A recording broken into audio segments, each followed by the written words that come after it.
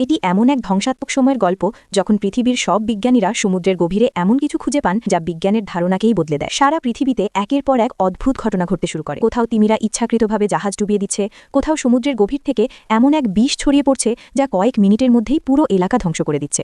আবার কোথাও পানির নিচে লুকিয়ে থাকা কোনো অদৃশ্য শক্তি একে একে মানুষকে হত্যা করছে। তাহলে চলুন গল্পটা শুরু করা যাক। গল্পের শুরুতে এক নরওয়েজিয়ান জেলে খুব ভোরে সমুদ্রে মাছ ধরতে বের হয়। সঠিক জায়গা পেয়ে সে তার জাল সমুদ্রে ফেলে দেয়, কিন্তু কিছুক্ষণ পর যখন সে জালটি টেনে তুলতে যায় তখন হঠাৎ কিছু অস্বাভাবিক ঘটে। সে যতই শক্তি লাগাক না কেন জালটা একটুও নড়ে না। ঠিক পরের মুহূর্তেই কোনো অজানা শক্তি তাকে সোজা সমুদ্রের ভেতরে টেনে নিয়ে যায়। তার হাতে ধরা জালটাও ধীরে ধীরে নিচে ডুবে যেতে থাকে। সাহস করে সে পানির নিচে ডুব দেয়। ছুরি বের করে জাল কাটতে যাবে, ঠিক তখনই সে অনুভব করে ওপরের দিকটা হঠাৎ অন্ধকার হয়ে গেছে। ওপরে তাকাতেই তার চোখ কপালে উঠে যায়, কারণ অসংখ্য মাছ তাকে চারদিক থেকে ঘিরে ফেলেছে। কয়েক মুহূর্তের মধ্যেই সে মাছের বিশাল ঝাঁকের মধ্যে পুরোপুরি হারিয়ে যায়। দূর থেকে দেখলে সমুদ্রের মাঝখানেই শুধু একটি খালি নৌকা ভেসে থাকতে দেখা যায়। কিন্তু অদ্ভুত ঘটনাগুলো এখানেই শেষ হয় না। পরের দিন সকালে প্রায় ৩০ টন ওজনের একটি টাইগার শার্কের মৃতদেহ রহস্যজনকভাবে সমুদ্র তীরে ভেসে ওঠে। তার শরীর ভয়ঙ্করভাবে ক্ষতবিক্ষত ছিল। সামুদ্রিক প্রাণী নিয়ে গবেষণা করা দুইজন তদন্তকারী এটি দেখে অবাক হয়ে যায়। প্রশ্ন ওঠে, কে এত শক্তিশালী হতে পারে যে সমুদ্রের এই রাজাকেও মেরে ফেলতে পারে? লিওনের মাথায় প্রথমেই সন্দেহ যায়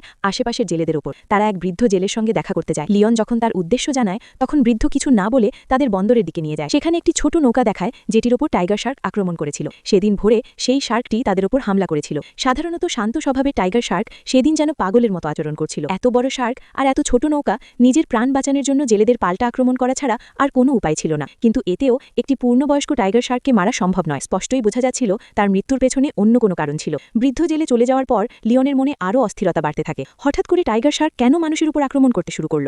রাত নামতেই সমুদ্রের নিচে নজরদারি করা চার্লিও কিছু অস্বাভাবিক টের পায়। সমুদ্রে বসানো বই থেকে সতর্কবার্তার সিগন্যাল আসতে থাকে। তাই পরিস্থিতি দেখতে সে নিজেই পানিতে নেমে যায়। খুব দ্রুতই কারণটা সামনে আসে। একটি মাছ ধরার জালে ডিটেক্টর আটকে গেছে। সে জাল খুলতে যাবে, ঠিক তখনই পাশ থেকে এক অদ্ভুত শব্দ শুনতে পায়। সে ভয় পেয়ে যায়। দ্রুত জাল খুলে ডিটেক্টর হাতে নিয়ে ওপরের দিকে সাঁতার কাটতে শুরু করে। পানির ওপরে উঠে এলে এবার কোনো দুর্ঘটনা ঘটে না। সে নিরাপদে নৌকায় উঠে পড়ে। তবু সে জোরে জোরে হাঁপাচ্ছিল আর তার ভেতরে এমন অনুভূতি হচ্ছিল যেন সে মৃত্যুকে ছুঁয়ে ফিরে এসেছে। কিন্তু তার কাজ এখনও শেষ হয়নি, কারণ ডিটেক্টরটি আবার সমুদ্রে বসাতে হবে।